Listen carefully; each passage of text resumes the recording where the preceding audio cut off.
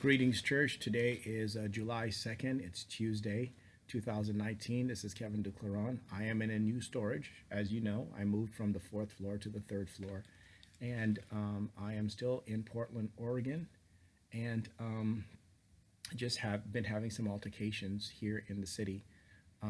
As you know, I'm still getting sexually assaulted and sexually harassed on a nightly basis by Gabriel and Guy Franklin's mother and my former guardian. I can't stop that. I've tried. Yesterday, I went to, this is how I'm living.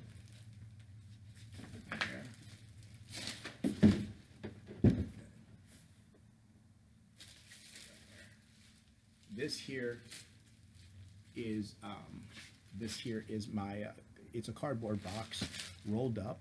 And then at night I unfold it. I just started this last night with this one over here.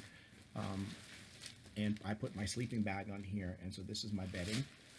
This here is my food, you know, breakfast, lunch, dinner, whatever it is that I'm carrying. And the backpack, right there, that's where I have my change of clothes, my sleeping bag, and my toiletries. So yesterday I went to TPI, Transition Projects, and I had set up an appointment with a woman named Stephanie. She's one of the case managers there. And this is after I had tried myself to find an SRO. Hold on. Single room occupancy. And this woman there gave me this sheet, and I went and I called as many of the numbers as I could to try to get the single room occupancy from this sheet here. And I was not able to find one, so I'm still stuck in the street. So in 2019, so from 2017 to 2019, I've been fighting the homeless community, trying to get a job, trying to get rent, and all I've been able to do is save the money and put it away. But even then, you know, they're not gonna, even if I had $50,000 saved up, they won't allow me to purchase. You know, they're unbelievers, they're antichrist, they're against the faith, they're against the church, they're against everything that I do for the church. And so this is my way of having to, you know, carry the cross daily. This is part of us carrying our cross daily as Christians, is us being denied housing and employment, and this is how they're doing it against me. So anyway, I went in today. Yesterday I called the list, I set up an appointment. When I went in today and I spoke to Stephanie, at first she's like, well, you don't have an appointment with me. And I think Stephanie in the community was supposed to represent my mother, Mary Ann. There are several people in there. They're either representing Mary Ann's side or Gabriel's side. I think that's how they do it. I got ticked off, and instead of meeting with Stephanie at 9, I didn't meet with her until like 9:20, because she was convinced that I was not on her meeting book, whatever, appointment, not until next Tuesday. And I said, no, the woman told me it was today. So I went back to the woman who set up the appointment, and she said, no, well, she'll meet with you because I set up the appointment. So I had to come out because the community came out, and I reminded them that, you know, if they're an LGBTQ community, they got to make that very plain and clear. You know, as soon as somebody walks in from the straight side, you know, I'm a straight international, I'm not from the gay community. I told them you need to have that flag there, that rainbow flag somewhere, explaining that this is who you are as a community. Because when I go to the church for services and for help, and I go to the government, the federal government, they send me to TPI, Transition Projects, right? They don't send me to, they don't offer the help right then and there. It's Transition Projects that they say that can help you with housing and clothing and shelter and all of that until you get back on your feet. Problem is that when you get there, you're not dealing with just initially what's in the books, you know, what is outlined. You're dealing also with the LGBTQ community who wants sex on the side, who wants to hit you on the side. In other words, what is documented is not what you're given. What you're given, so there's two sides. There's the documentation that says this is what we stand for and this is who we are, and then there's the other side where it's like you're hit to submit to sex with the women, and not necessarily the one standing in front of you, but it's the elderly women who are hidden in the background, like Gabriel, and some of these old African American women, old white women who are going after these younger men, and it's their sons, and so they can have sex with their son, but he's not allowed to receive services until he submits. So anyway, long story short, um, I started defending my side, and I basically told them that as a, somebody in the back shouted out, "Well, we're out," and I'm like, okay, well, that's fine if you're out, but when you are hired, the EEOC, Equal Employment Opportunity Commission office, and also taxes that you pay for the paycheck that you receive, where does it state that we have to deal with the outside of you? The gay side of you, the sexual side of you, the side of you that needs to be satisfied that way.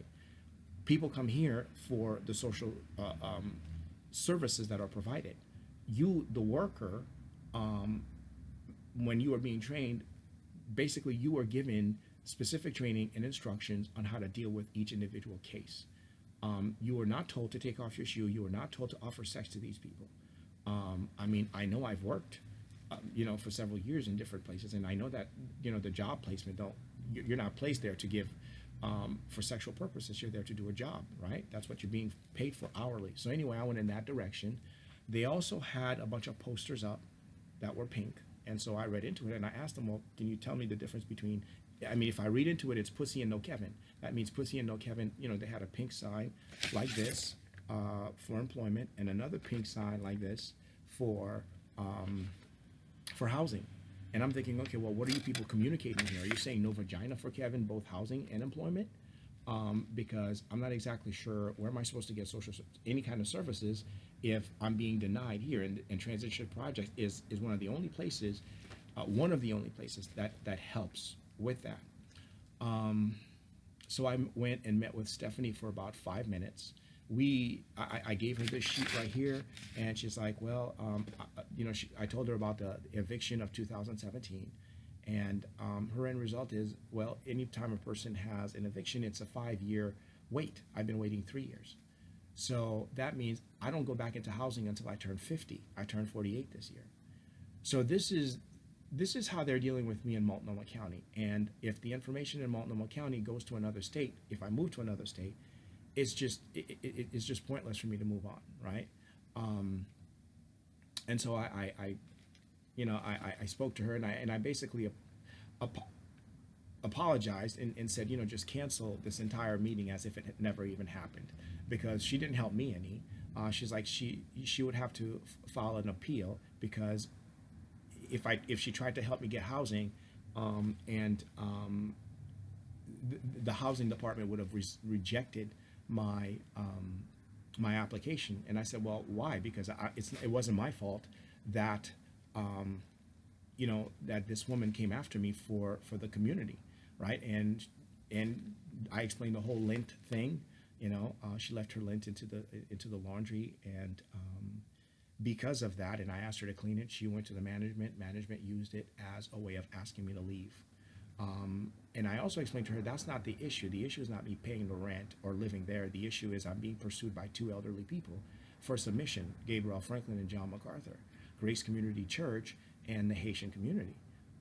That's the issue. In other words, the reason why I'm evicted is because they won't stop coming after me for submission and sex. And I've been dealing with it for 8 years in Portland, 14 years in Seattle. Well, she just basically showed me the door, and out the door I went. And I thought, well, that was a waste of time. She says to me that she was gonna pass me off to another case manager to deal with something else. And I'm thinking, well, the issue is not me. The issue is these people are pursuing me, and they want submission, they want subordination, they want sex, they want money. It's what they want out of me that I'm not willing to give to them freely. Last night I slept on I think 3rd and Burnside, and they sucked my cock, and I think 2 or 3 times, and I basically acted like a crazy man. The day before, I lost my mind when I was on I think it's 2nd and Yam Hill, and I basically just came out on the Lord and asked them, are you glorified by what these people are doing? They're fucking me in the streets of, and pardon my French, but they're fucking me in the streets of Portland. They're sucking my dick right there in the public, and it's like, and this woman is getting her groove on. She's doing all of this, and I'm thinking, and then after that I have to go to the sex store to give it to the men. And I'm thinking I'm being misused as a Christian preacher. I'm being misused by homosexuals. I'm being misused by Haitian women. It's not fair to me. I'm trying to plant a church, and the whole purpose of the church is holy living, not homosexualizing the world. Anyway, the reason why I produced this video is because after I left, I had my wallet was lost. So they had given me two wallets. So this is now what I'm using. This is my second time losing my wallet. The first time it was stolen. The second time it was, the first time it was taken from my backpack, another backpack. And this time I accidentally left it on Sunday somewhere. So this is what I'm about to use now for a wallet, right? I had a wallet with three.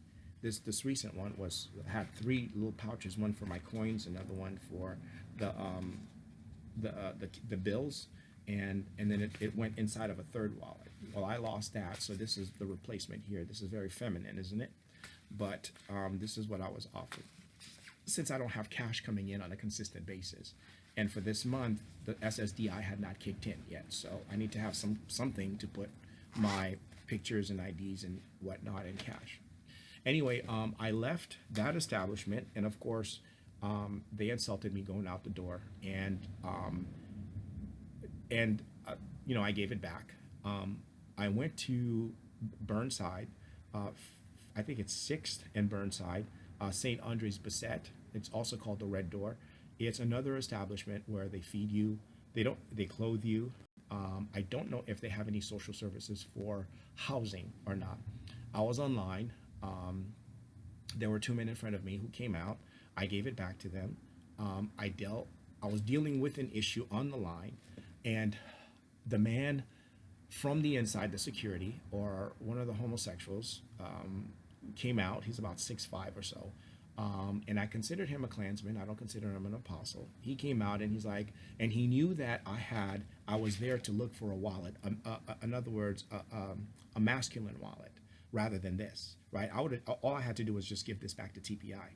But when he got the message from TPI, because it followed me out the door, I think Rebecca ended up calling them, or somebody from the staff ended up calling them, and telling them not to give me a wallet, a masculine wallet, but instead to deny me access into the property. So he comes out of the building, and this is a Christian establishment. He comes out of the building, and he makes the announcement that we cannot give you access to clothing, we cannot give you access to hygiene, the only thing that's available is food. Of course, he's talking directly to me. The two men in front of me used Christian names in order to get into the business, but I don't think they were Christians. I think one was a subordinate, another one was a Klansman. And of course, the Klansman had a beard and long hair, and I guess I was supposed to assume him to be a Jesus representative. And the black guy was supposed to be, I guess, the black community who submitted. I don't know. Anyway, they were taller than I was, and they were standing in front of me. So between me and the two that went in front of me, they put a white man on a wheelchair with one leg. From his knees down, it was cut off, sort of like a John MacArthur. He complains about his knees having had injured in his knees. So they put me behind him instead of putting me behind the two that were standing in front of me who used Christian names. Then he comes out. Then I was insulted by that the man cut me off. And he comes out and he says a bunch of stuff, but I know that he was kind of like cutting me down, or at least I felt like I was being cut down. So I asked him directly, I know you're not an apostle. And I asked him if he was the LGBTQ community. He took offense. And I asked him directly if he was the Klan. And finally, he's just like, you know what, you can't come in here. As a matter of fact, he told me, you can't come in here today, and you need to leave. And so I got direct with him and asked him if he was the Klan, if he was the gay community, because I don't understand. Anytime that I've ever seen him, there's tension between him and I. And I knew that it was a racial issue, and it was a homosexual issue. And so finally, I just, I got up and I left. When I went across the street, I gave it to the public what I had dealt with. I called them out as an establishment. And he's like, if you don't leave, we're going to call the police because I've already asked you once to leave. So I quietly left, went across the street, and called them out because they bled me before when they tried to clean my feet. And I guess either my feet were cracked, but I walked away with cut in my feet and with blood. After that, I suspected that there's blood between me and that establishment, and I suspect that that's a Klan establishment because of just that when it occurred. In any case, I wanted you to know because on my way here to the storage, they came out several times as a community, and this is pretty much where it's at. I don't think I'm ever going to be able to plant that church for the Lord. I don't think he's going to allow me to plant the church by myself. I don't think he'll allow me to preach the gospel as I do, but I don't think he's going to allow me to plant the church because right now my storage space where I'm at is filled with cardboard boxes, with signs, books, bookshelves, and I would rather been in an office rather than in a storage, but I can't do nothing in here. There's no plug in here. There's no telephone in here. I can't even turn on the computer to do the work. I got to do it in the library. So every morning it's a tedious task of coming in here, dropping off the backpack, picking up what I need, going in there and doing 2 or 3 hours worth of work when there are Christians out there doing 8, 9, 10 hours worth of work. I got to do the evangelism by myself. I got to do the preaching by myself. I do the prayer by myself. I do the communion by myself.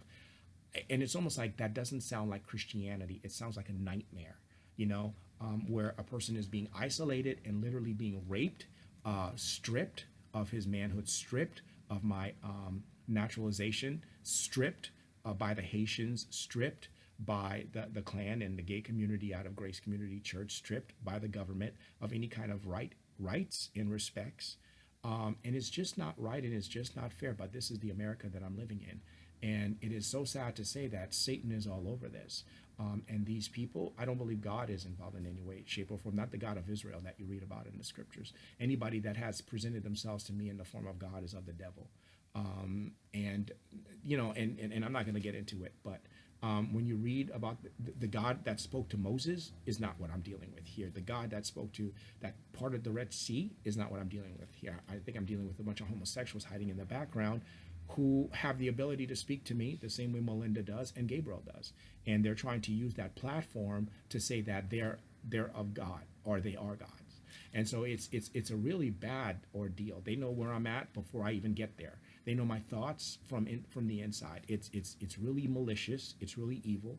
I have nothing but a bunch of animosity against me from African men and women, and animosity against me by the gay Klan. So it's just one of those things where my years have completely been wasted from the age of 27 to now. The last 20 years have just been a complete loss.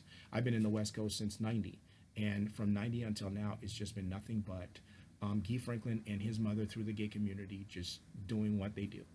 Jean Marie would have been dead by now. Tony Gaston would have been dead by now, and here I am in this situation even after all these years. So you who are in Haiti, and if your life is all messed up on account of this, I apologize. This was not my doing. You in the church, if your life is all messed up as a result of this, I apologize. I had nothing to do with this. This is all of my rebuttals, even when I'm at the top of my lungs, is to basically call these people to repent. This has not been my intention from the very beginning. The intent and the thought of my heart was never this, but it was to glorify God. So these people with their evil intentions are the ones doing this, and they're going to continue to do it until the devil is glorified and until I'm dead, and they will never stop. They will never stop pursuing me for sex and money because I'm an easy target. I'm by myself in the country, and I don't have a friend in the world or in the church. And they know all the banks that I use. They have all of my account number. They've got all of my. Basically, they want to kill me and take my money and whatever position I have, whatever possession I have, everything that I've accumulated is just at some point they'll gun me down and take it. As far as the police is concerned, they don't care. They set me up last night. They sent me some kids to pray for me and to give me leftover food. It was insulting. So I quietly just took the food, allowed them to pray. The Lord came out, or I think it was the Lord who came out. I'm not sure. But anyway, the man that I saw in the spirit, he came out, and what he showed me was that he had the ability to give people syringes to give me shots. And so I didn't challenge his authority. I'm not sure of how far he's able to come out. He's a big fella, big guy. I'm not sure who he is. I'm not sure if that's the real God or not, but this guy and I have been talking, and so I try to show him as much respect as possible, because you don't know what the devil looks like today, right? You don't know what he can how he can present himself in different ways. Anyway, so they set me up last night twice, right, with the kids, and also at one of the loos where I got hit. And then they sent an African woman to tell me that she was going to have sex with me, and she was the fuck. And, the words fuck you, she's the fuck and me, I'm me. They're in the background right now. Gabriel just came out. She just said the word no. So I'm under surveillance 24/7, 7 days a week. 24/7, 7 days. So there's like no getting out of this situation whatsoever, because the only way out is death. And I'm not suicidal. So if you hear that Kevin committed suicide, it's because I was assassinated. I was killed. And the banks are involved. They'll probably give whatever money I have in there to an information. MacArthur is the king of information. He stole people's information the same way his ancestors stole the land. And what he's going to do with this information when he takes it, I have no idea. And what she's going to do with the money, she's money grubbing. She's a money grubbing, cocksucking woman. And he's all information, and he'll make millions out of the work that I've done. All using the word, I'm going to correct what he taught, and repeat everything that I said. So I think I said more than my piece, so that you as a church know what's going on. And if it could help you, great. If it can't, I don't know. All right. Heavenly Father, I pray at this hour for your blessing and for your protection. I have nothing but enemies in this world and in this country. I have no one standing with me at this time, and have never had anybody stand with me in the last 38 years. The Franklins betrayed my mother and I, and used me, molested me, sexually assaulted me, and harassed me, raped me, and took my life from me as a man. John MacArthur betrayed me and lied to me as a pastor and as an elder in his church. And the government has lied to me, and has basically misled me into believing that there are freedom in the country, when in reality slavery has only continued through me at this hour. I pray for your deliverance. If you're still delivering people, pray for your strength and wisdom. In Jesus' name, amen. So I don't know where you're at with your life and what they're doing to you, but I always offer Christ as a suggestion, for everything. And I would be very careful, like John says, of every spirit, because not all the spirits are from God, so be careful.